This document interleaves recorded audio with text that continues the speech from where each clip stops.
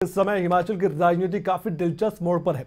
आप जानते हैं कि इस साल चुनाव भी हैं और चुनाव से पहले वार पलटवार भी हो रहा है और यहां तक कि जो बयानबाजी है वो किस स्तर पर चली गई है, ये जुबानी आप नेताओं की सुनेंगे तो आप भी हैरान रह जाएंगे। आज सबसे पहले इस बुलेटिन में हम बात करने जा रहे हैं हिमाचल की उस राजनीति की जिसमें नीति किस तरह से बदली जा रही है, वो आप देखेंगे। तो चलिए सबसे पहले बात करते हैं हम हिमाचल की कैबिनेट मंत्री की। जी हां, हिमाचल राजनीति में वार पलटवार जो जारी है इसमें अब कूद पड़े हैं नेता प्रतिपक्ष के बयान के बाद कृषि मंत्री वीरेंद्र कंवर। जी हां, हिमाचल के कैबिनेट मंत्री वीरेंद्र कंवर ने पलटवार कर दिया है नेता प्रतिपक्ष मुकेश अग्निहोत्री के बयान पर। और क्या कहा है, बेहद निम्न स्तर की बयानबाजी पर उतर आए हैं मुकेश अग्निहोत्री। कर्मचारियों को बताएं किसने बंद की थी पुरानी पेंशन, ये वीरेंद्र कंवर कह रहे हैं। और आप ये भी सोचिए और देखिए कि किस तरह से अब एक दूसरे पर तीखी बयानबाजी हो रही है।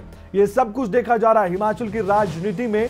और अभी तो ये ट्रेलर है, पिक्चर अभी बाकी है, क्योंकि आप सोचेंगे कि यहीं पर बात रुक जाती है, लेकिन अब फिर वार होगा, फिर पलटवार होगा। और यही सब कुछ तो चल रहा है हिमाचल की राजनीति में, क्योंकि अब एक दूसरे को बड़ा दिखाना है राजनीति में। कद किसका कितना बड़ा है ये जुबानी तौर पर भी बताया जा रहा है। तो इसलिए कई मुद्दे ऐसे हैं जिस पर सत्ता पक्ष और विपक्ष आमने सामने है।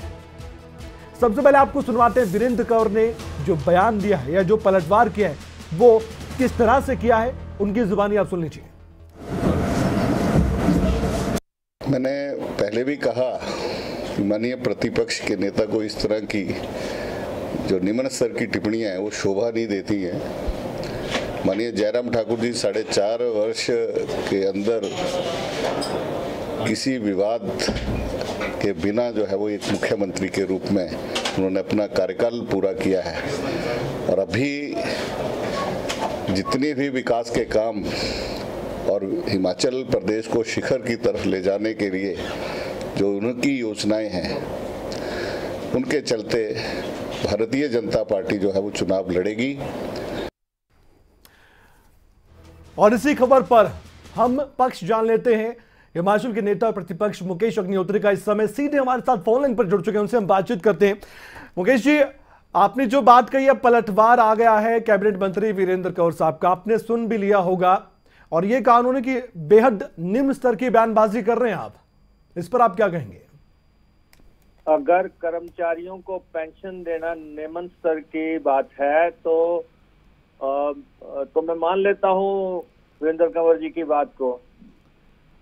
सारे प्रदेश में हाहाकार मचा हुआ है, हर तरफ रैलियां हो रही हैं, हर तरफ प्रदर्शन हो रहे हैं और वीरेंद्र कंवर जी इसको निम्न स्तर मानते हैं। ऐसा है कि हमारी कमिटमेंट है कांग्रेस पार्टी की, हमने ओल्ड पेंशन स्कीम देने का फैसला किया है, ऐलान किया है। और जैसे ही 90 दिन के बाद 100 दिन के बाद प्रदेश में सत्ता परिवर्तित होगी, हम हिमाचल प्रदेश के कर्मचारियों को ओल्ड पेंशन स्कीम लागू करेंगे, इसमें कोई दो राय नहीं है। और जहां तक वो कहते हैं कि किसने बंद की थी, तो मैं उनके ज्ञान में इजाफा कर देता हूं। वैसे तो प्रदेश सरकार में मंत्री हैं, इल्म उनको होना चाहिए था, अगर नहीं है तो मैं उनको बता देना चाहता हूं कि ये पेंशन जो है 2003 में श्री अटल बिहारी वाजपेयी जी की सरकार ने बंद की थी। और बंद ही नहीं की, अलबत्ता सभी राज्य सरकारों को विवश किया गया कि वो जो है पेंशन बंद करें।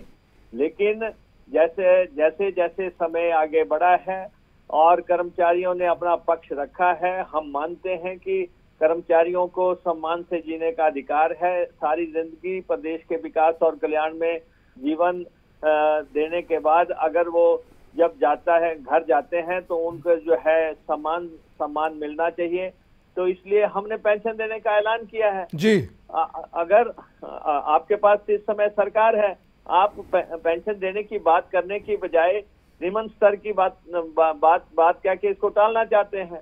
मैं जो है इस विवाद में ज्यादा जाना नहीं चाहता। हमारा बिल्कुल नजरिया साफ है, हम कर्मचारियों को ओल्ड पेंशन स्कीम देंगे, लागू करेंगे। प्रदेश के कर्मचारियों से हमने वायदा किया है, हमारी कमिटमेंट है। लेकिन उनका जो कहना है वो ये भी है कि मुख्यमंत्री जैसे पद के लिए आप तरह तरह की बयानबाजी करते हैं और कई दिनों बाद 90 दिनों बाद रोएंगे बैठकर मुख्यमंत्री जयराम ठाकुर कमरे में। मुख्यमंत्री जब कहते हैं कि मुकेश अग्निहोत्री बंद कमरे में बोल रहा है, मुकेश तो रैलियां, कांग्रेस की रैलियां देखे ना, अभी हमने कांगड़ा की रैली की, उसके बाद हमने पांवटा साहब में रैली की, उसके बाद राजगढ़ में की, आज हरोली में की। अगर वो कहते हैं कि जो है जब बंद कमरे में बोल रहे हैं, तो हम भी यही कहते हैं, जैसे हमने पहले कहा, जैसा बोलोगे वैसा पाओगे। हम सम्मान से बात करते हैं, लेकिन अगर ये सोचते हैं कि बोलना इन्हीं को आता है, भाषा इन्हीं के पास है, तो हम घबराने वाले नहीं है। हम प्रदेश में एक पार्टी को संचालित कर रहे हैं। मैं कांग्रेस विधायक दल का नेता हूं और जो है प्रतिपक्ष का नेता हूं, और हम अपनी बात रख रहे हैं। अगर उस पर रिएक्ट करने की बजाय अगर ये बोलते हैं कोई भी बात, तो हम अपना नजरिया तो रखेंगे। हम कह रहे हैं कि हमारी सरकार कर्मचारियों के प्रति जो भावनाएं हैं, हम उसको जो है प्रकट कर रहे हैं। हम कह रहे हैं कि आपने मुकेश जी माफ कीजिएगा, बीच में रोक रहा हूं, टोक रहा हूं, लेकिन हिमाचल की जनता आपको देख पा रही है, सुन भी पा रही है, और खबरें तक आप जानते हैं पसंदीदा चैनल है हिमाचल प्रदेश का भी। तो ऐसे में वीरेंद्र कंवर खुद मंत्री हमारे साथ जुड़ चुके हैं। मैं चाहता हूं कि आप दोनों को ही जनता सुने, क्योंकि ये चुनावी साल भी है, उनका रिपोर्ट कार्ड है, आपका विधायक के तौर पर है, लेकिन साथ ही आप बड़े बड़े वायदे भी कर रहे हैं। जो आपने बात की, एक बार मैं जरूर उनसे जवाब भी ले लेता हूं। वीरेंद्र कंवर साहब, स्वागत है आपका खबरें तक पर। सर जी धन्यवाद। अभी हमने आपका बयान सुना है, उस पर नेता प्रतिपक्ष मुकेश अग्निहोत्री हमारे साथ जुड़े भी हुए हैं, आपको वो भी सुन रहे हैं। उन्होंने कहा कि आपका जो ज्ञान है वो अधूरा है। किसने पेंशन बंद की, उन्होंने अपनी जुबानी बताया है। देखिए 2003 में मुकेश जी भी जो माननीय प्रतिपक्ष के नेता है, ये भी चुन करके आए थे और हम भी चुन करके आए थे। ये सत्ता में थे, हम विपक्ष में थे, तो हमने उसमें एनपीएस का विरोध किया था कि आप इतनी जल्दबाजी मत करिए। लेकिन उसके बावजूद भी हमारे ऊपर उस टाइम हम इसके विरोध में धरने पर भी गए थे, रिज मैदान पर, हमारे पर केसेस भी बने थे। लेकिन इन्होंने उसमें जो थी वो जल्दबाजी की थी जी, और इन्होंने ओपीएस जो था, एनपीएस जो था वो लागू किया था। अच्छा। ताकि उसमें एमओयू साइन करने वाले यही लोग थे।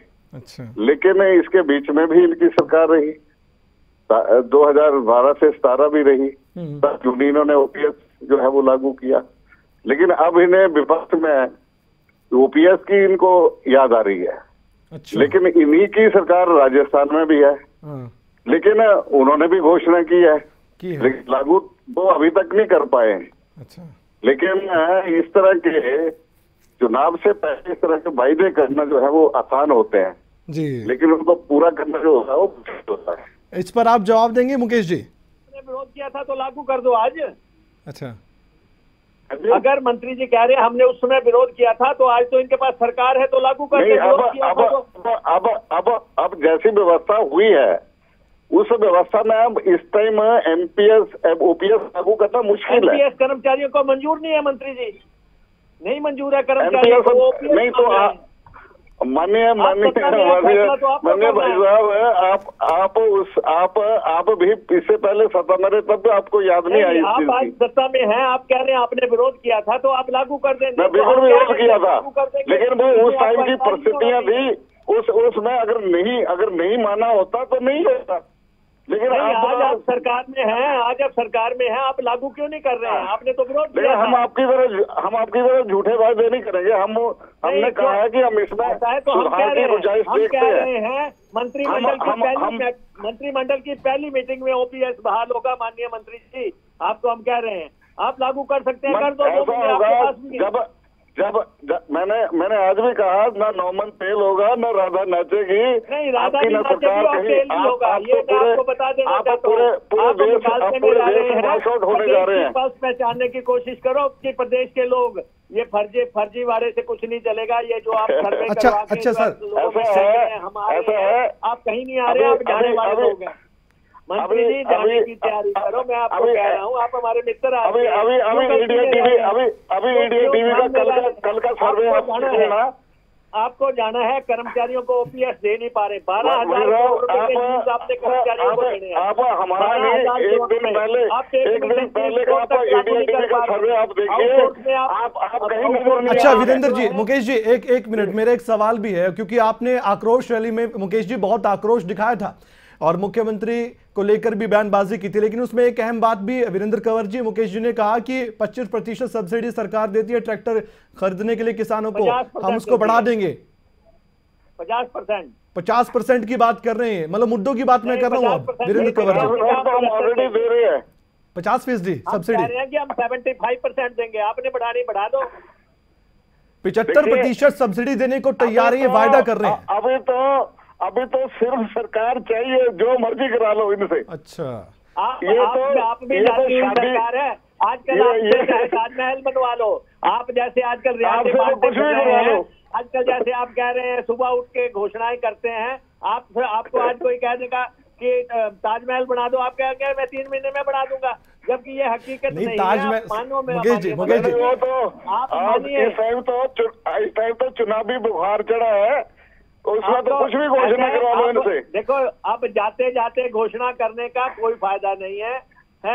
अब आज जो अभी मैं सुन रहा था कि मुकेश जी कल इंडिया टीवी का सर्वे आया, उसमें तो आप कहीं दिख ही नहीं रहे, किसी प्रदेश में नहीं दिख रहे हैं। पेड सर्वे, कांग्रेस आप भारत होता नजर आ रहा है। आप किसी गलतफहमी में मत रहना मंत्री जी, मानसिक तौर पे तैयार करो कि सत्ता जा रही है, सत्ता जा रही है, कांग्रेस मुक्त भारत बनने जा रहा है। अच्छा, एक सर मैं एक सवाल सर हिमाचल हो जाना है, भाजपा मुक्त हिमाचल। वीरेंद्र जी, मुकेश जी, एक सवाल मैं लूंगा आपसे। देखिए, आपको का हाल देखो क्या है सर, हिमाचल की जनता सीधे आपको लाइव देख रही है, आप सीधे लाइव है इस समय, आप दोनों को सुन पा रही है। मेरा एक सवाल है आपसे, आप दोनों से एक सवाल है, उसके बाद चर्चा को यही विराम दूंगा। आप दोनों का समय बहुत जरूरी है हिमाचल की जनता के लिए, बहुत कीमती समय आप दोनों का, आप समय भी दे रहे हैं। एक सवाल मुकेश जी आपसे, मुकेश जी मुझे सुन पा रहे हैं तो, आपने बहुत बड़े बड़े वायदे कर दिए हैं, आपने आरोप भी लगाया कि युवाओं के साथ धोखा किया, नौकरियां नहीं दी गई, आप विपक्ष में रहकर इतने बड़े बड़े वायदे कर रहे हैं, आपकी पार्टी एकजुट है, एकजुटता के साथ आप ये मैनिफेस्टो बना भी रहे कि नहीं बना रही, आरोप आपके विरोधी लगाते हैं। हम पार्टी हमारी सारी एकजुट है, इनसे पूछो ये एकजुट है कि नहीं। देखो ऐसा है, वीरेंद्र कंवर जी से पूछो कि पार्टी इनकी इकट्ठी है कि नहीं। हमारी तो, हम तो इकट्ठे ही हैं, हम तो सरकार जो है इनको बाहर करने के लिए लगे हुए हैं, क्योंकि इन्होंने महंगाई कर दी, बेरोजगारी कर दी, माफिया राज कर दिया। खैर माफिया राज में मैं मंत्री जी को तो नहीं कहता, लेकिन जिस ढंग से इन्होंने, इनके साथियों ने यहाँ पे खनन माफिया चलाया है, जिस ढंग से इन्होंने जो दूसरे काम किए हैं, मंत्री जी को नोटिस लेना चाहिए। मंत्री जी को नोटिस, इनके अपने जिले में इन्होंने जो किया है, इनके साथियों ने किया है। अच्छा। तो बेरोजगारी का जो हाल है, बेरोजगारी, आपने पुलिस का पर्चा बेच दिया, पर्चा लीक हो गया, नीलाम हो गया, 2 लाख लोगों ने पर्चा दिया था। जो हालात हो गए हैं, सरकार बदलेगी तभी हालात बदलेंगे, इनको थोड़ा रेस्ट की जरूरत है। मैं जवाब लेना चाहूंगा सर, अंतिम जवाब आपका वीरेंद्र कंवर जी। जी अंतिम जवाब आपका, अंतिम प्रतिक्रिया, जो ये वायदे इतने बड़े बड़े कर रहे हैं और आरोप जुबानी आपने सुनी है, मुकेश जी जो आरोप भी बड़े बड़े लगा रहे हैं।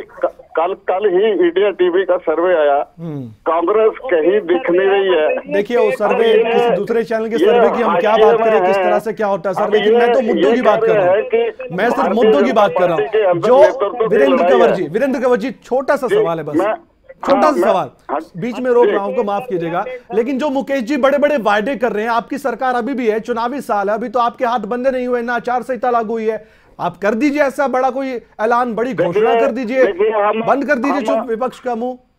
हम विपक्ष का मुंह तो जनता बंद कर देगी। अच्छा। लेकिन हम वही करेंगे जो हमने कहा है, और जो हम कहते हैं वो करते हैं, जो जनता के हित में है हम वही करेंगे। इनकी तरह विपक्ष में होकर के भी ये हताश हो गए हैं, और इनको लगता है कि कब ये सत्ता की कुर्सी को ये चूमे।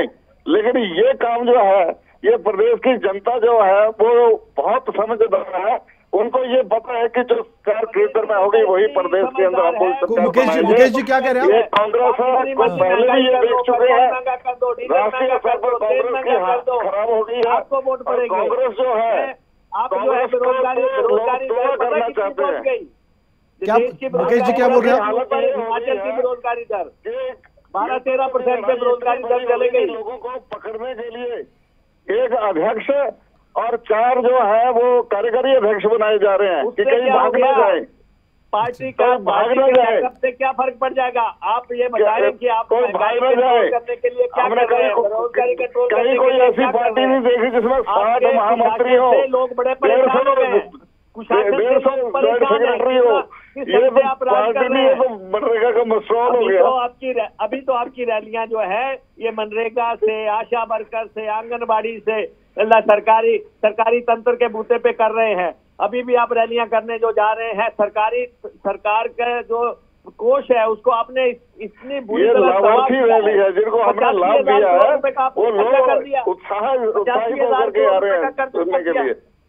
रोज ही आप इवेंट मैनेजमेंट कर रहे हैं, सरकार के कोष को आप जिस ढंग से लुटा रहे हैं, मंत्री जी थोड़े हाथ टाइट करो।